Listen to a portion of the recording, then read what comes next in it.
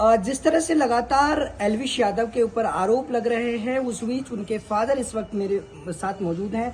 Sir, किस तरह से देखते हैं जो आरोप लग रहे हैं, क्या उनको आप मानते हैं? कैसे मानेंगे? आरोप तो आरोप होते हैं।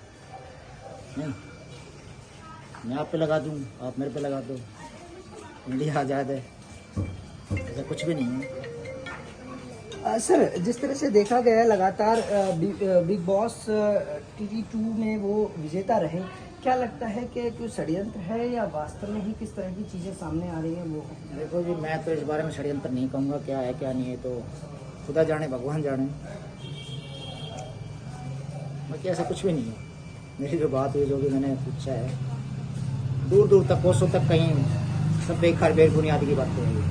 एलविश यादव ने आपसे बात की है, उन्होंने क्या बोला है आपसे? क्या मैं कहा पापा जैसे कोई बात ही नहीं है किसी प्रकार की, कहीं कुछ भी नहीं है ऐसा। यही काम रह गया क्या हमें? नहीं।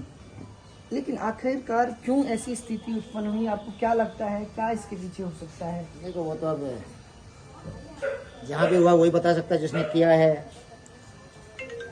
भगवान उनको सद्बुद्धि दे, और क्या क्या बता, क्या उनका भी भला करे।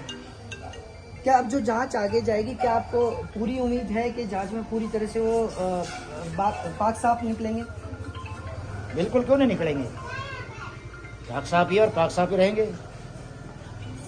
उन्होंने अपना काम कर दिया। अब अगर ऐसा कुछ है, इन्वेस्टिगेशन होती, जो भी है, साथ है, कोई दिक्कत नहीं है किसी प्रकार की। साच को हाथ नहीं, सत्य की जीत होगी। आप एक टीचर हैं, भविष्य तय करते हैं, आप तो खुद एक दूरदर्शी हैं, क्या लगता है आपको क्या होने वाला है आगे? सब सही है और सही होगा।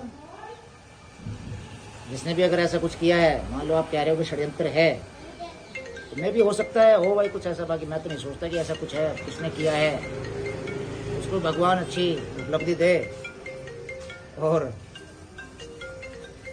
कभी उनको ऐसी चीज़ों का सामना ना करना पड़े, झूठी अफवाहों का, इस तरह की बातों का। सर, आप परिवार के तौर पर किस तरह से सोचते हैं, क्योंकि सुबह से ही जिस तरह से चीज़ें चल रही हैं, तो आप क्या देखते हैं इन चीज़ों को लेकर? आपके मन में क्या चीज़ें आई? मेरे मन में ये चीज़ें आई हैं कि भाई प्रसिद्धि के साथ ये चीज़ें भी आती है। आज पता लगा एक तरफ प्रसिद्ध हुआ, ये चीज़ें भी आई जब इसका कोई कोसों तक लेना देना ही नहीं है। वो अपने काम में बिजी, मेहनत मजदूरी कर रहा है। पता नहीं किसको क्या तकलीफ है, वो तो वही बता सकता है। हमें भी पता लगे क्या तकलीफ थी उसको, इस तरह की चीज़ें की उन्होंने।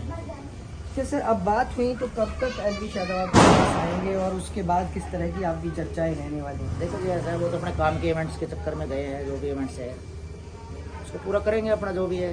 लगभग बाहर ही रहते हैं अपने काम के सिलसिले में, और चीज़ें तो क्लियर हो ही जाएंगी। सत्य की जीत होगी। मैं तो यही कह रहा हूँ कि जल्दी धुंध छट जाएगी।